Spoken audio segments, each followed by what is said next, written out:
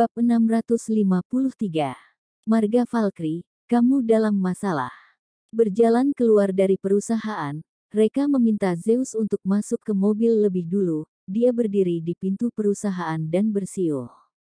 Pengawal pribadi Tokia, Tamara, dengan cepat berlari, "Tuan, ada apa memanggilku?" "Reka, Bank BCA pencuci uang sedang mengincar Tomota Group.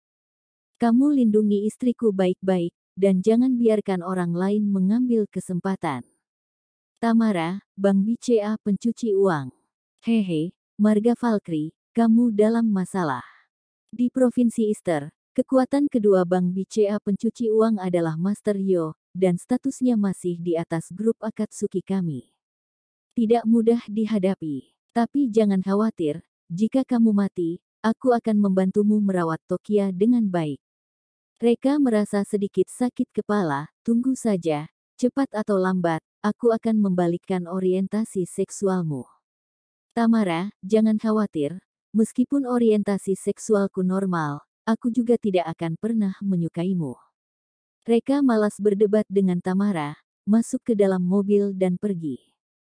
Di tengah jaian, dia menelepon Edo. "Tuan Edo, apa masih ingat aku?"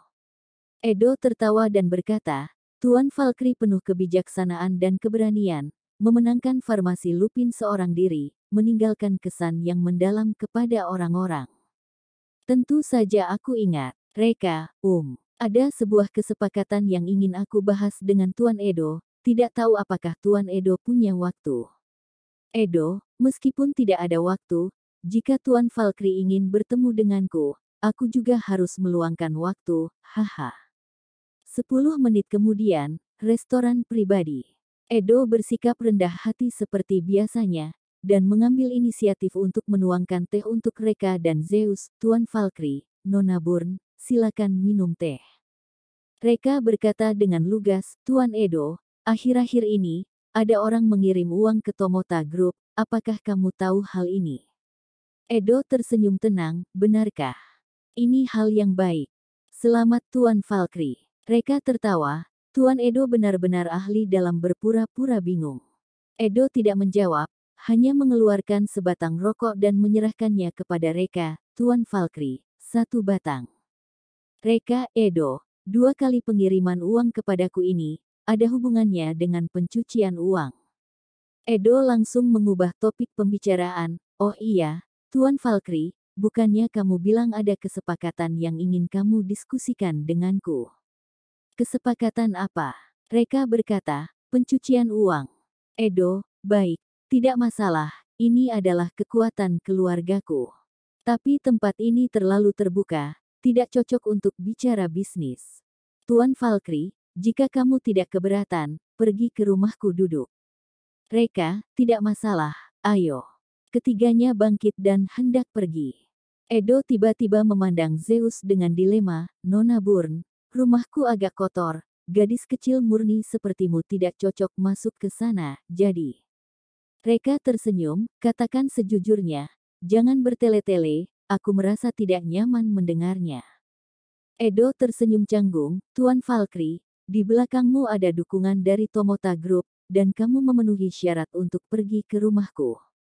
Dan Nona Burn ini hanyalah pegawaimu, jadi, dia tidak memenuhi syarat untuk pergi." Reka mengeluarkan sebuah Infinity Purple Card dari sakunya, mengayunkannya di depan Edo, kemudian memasukkannya ke dalam saku Zeus. "Sekarang apakah dia sudah memenuhi syarat?" Kedua mata Edo berbinar. Infinity Purple Card, ternyata Infinity Purple Card yang begitu menggelegar. Dia dulu hanya pernah melihat kartu ini sekali, itu seorang pangeran kerajaan. Reka bisa memiliki kartu semacam ini, mungkin identitasnya lebih dari sekadar bos Tomota Group. Dia segera mengangguk, tentu saja dia memenuhi syarat. "Nona Burn, silakan." Edo dengan cepat membawa keduanya ke markas departemen bisnis di lantai 10 Bank BCA. Pada saat ini, Zeus membeku, mulut kecilnya terbuka lebar hingga bisa masuk 1 butir telur. Dia kali ini benar-benar menambah wawasan. Menjalani sebagian kecil hidupnya, itu adalah pertama kali mendengar bank yang dibuka di bawah tanah. Kakak ipar, Kenapa kamu tidak terkejut sama sekali? Terkejut apaan? Bab 654. Aku ingin melakukan bisnis kuadriliun. Edo membawa keduanya ke depan pelayan Nona Vina. Nona Vina, dua ini adalah tamu VIP tertinggi kita, harus layani dengan baik. Nona Vina mengangguk dengan bermartabat dan elegan, berkata dengan lembut, Tuan Valkyrie, Nona Burn, kalian ingin pelayanan bisnis apa? Sebelum datang kemari, Edo sudah mengirim informasi sederhana tentang kedua orang ini kepada Nona Vina. Reka, pencucian uang. Nona Vina tersenyum dan mengangguk, apakah keberatan jika aku meminta Tuan Valkyrie untuk memberitahu kami situasi spesifiknya, seperti struktur industri dan profitabilitas Tomota Group? Reka menggelengkan kepalanya, keberatan. Pergi panggil bosmu keluar, kalian berdua tidak memenuhi syarat untuk melayaniku. Edo dan Nona Vina sama-sama terkejut, sedikit canggung. Edo dengan senang hati meredakan rasa malu, Tuan Valkyrie, kamu membuat lelucon, bisnis di bawah 20 triliun, aku masih berhak menanganinya. Jika kamu merasa aku tidak pantas dengan nilaimu, aku bisa menghubungi supervisor kami. Otoritas supervisor kami adalah 100 triliun. Reka, tapi, aku ingin melakukan bisnis kuadriliun. Bisnis kuadriliun. Edo dan Nona Vina sama-sama tidak tahan ingin tertawa. Mereka setiap hari berurusan dengan tokoh besar, di antara mereka ada banyak orang terkaya di berbagai tempat, tetapi mereka belum pernah melihat ada orang yang membual seperti ini. Edo tersenyum, Tuan Valkyrie, aku lihat kamu kemari bukan untuk pencucian uang, kan? Apakah kamu ingin membeli pencuci uang kami? Teller Nona Vina juga tersenyum, Tuan Valkyrie, kamu sedang bercanda dengan kami, kan? Ini sangat lucu. Reka menggelengkan kepalanya dengan sungguh-sungguh, maaf, dengan volume ekonomi keluargamu ini, aku benar-benar tidak menaruhnya di mata. Ekspresi Edo dan Nona Vina berangsur-angsur menjadi serius, melihat ekspresi Reka, sepertinya tidak bercanda. Apa yang sebenarnya ingin dia lakukan? Reka tiba-tiba berkata, jam 1, jam 3, jam 5, jam 6, jam 7, jam 9, jam 10 dan jam 11. Keduanya tercengang, apa maksudnya? Setelah beberapa saat, raut wajah mereka berubah drastis dan saraf mereka menegang. Yang mereka katakan adalah lokasi penembak jitu bersembunyi. Sial, kenapa dia bisa tahu ada penembak jitu di sini? Dia bahkan mengatakan posisi tersembunyi dengan akurat. Dia bisa tahu dalam pandangan sekilas. Penembak jitu ini semuanya adalah veteran Navi SEAL, dan kemampuan anti pengintaian mereka bukan di tingkat kuat pada umumnya, dan tidak mungkin bisa dilihat dalam pandangan sekilas. Dia pasti sudah menyelidiki Bank BCA lebih dulu. Orang berbahaya ini telah mengancam Bank BCA. Edo menyadari keseriusan situasi ini sudah jauh di luar otoritasnya sendiri. Sekarang dia sudah tidak bisa tidak mengundang bosnya kemari.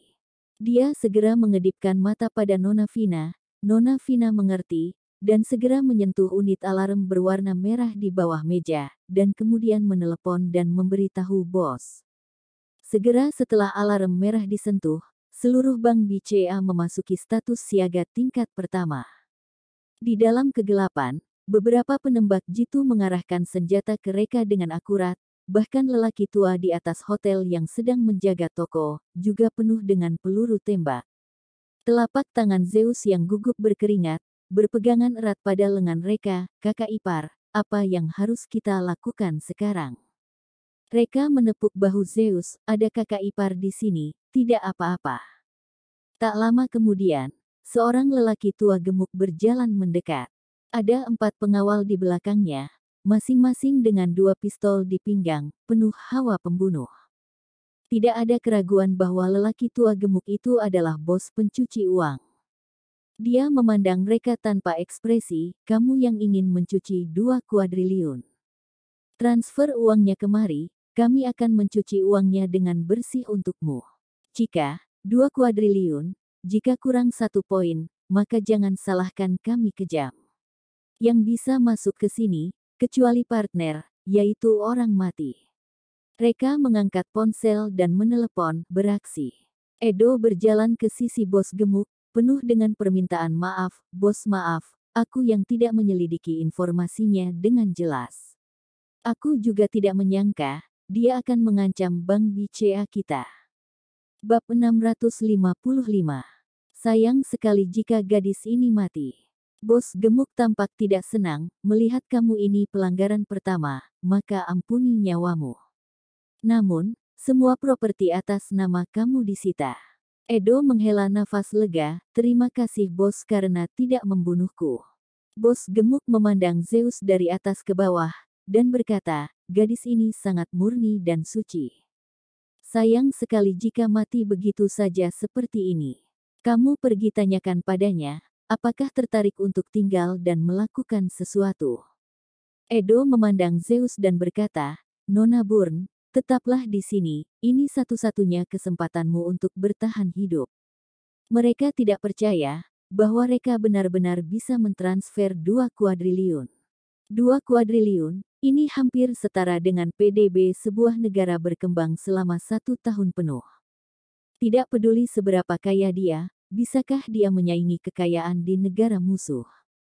Zeus sejak tadi sudah ketakutan, bersembunyi di belakang Reka dan tidak berani mengatakan sepatah kata pun. Bos gemuk menghela nafas, "Lupakan, selesaikan saja." Dia berbalik dan ingin pergi. Pengawal di sebelahnya segera menodongkan pistol. Pada saat ini, teller Nona Vina tiba-tiba berseru, "Tunggu sebentar, jangan bertindak dulu, ada situasi lain." Langkah kaki bos gemuk terhenti, "Ada apa?" Nona Vina segera mengendalikan komputer, sembari berkata, "Ada sebuah sumber dana yang tidak diketahui asalnya tiba-tiba ditransfer ke akun kita. 200 triliun pas. Bagaimana mungkin?" Bos gemuk dan Edo berseru serentak, bergegas ke depan komputer dan melihatnya. Setelah memastikan bahwa itu memang 200 triliun, keduanya tercengang. 200 triliun setara dengan setengah dari Bank BCA. Apakah ini dikirimkan oleh Reka? Nona Vina tiba-tiba berteriak lagi, "Tunggu sebentar, masuk lagi sejumlah uang, ini juga 200 triliun. Sekujur tubuh bos gemuk dan Edo gemetar, tatapan mata mereka sedikit bingung.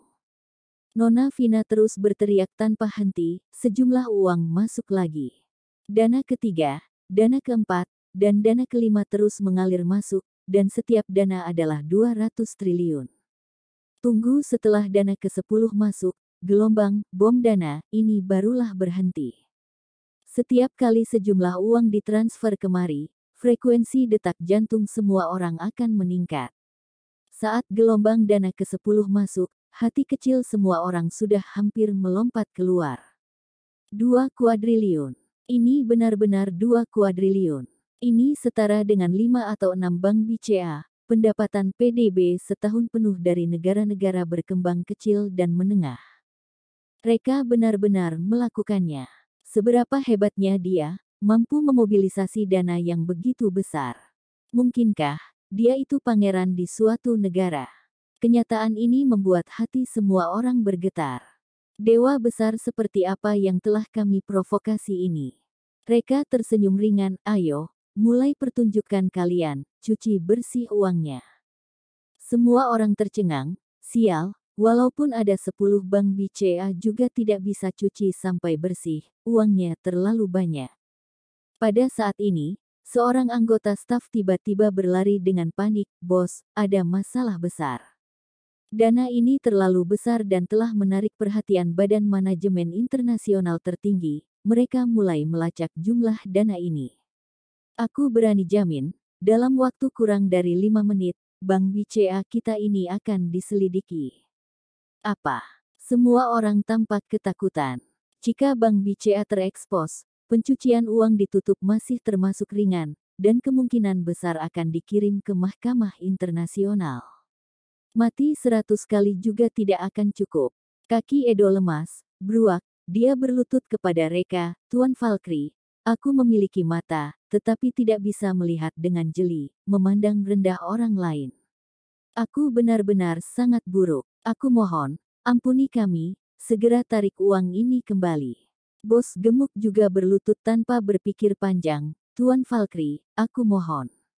Asalkan kamu menarik dananya kembali, aku akan melakukan apapun yang kamu minta.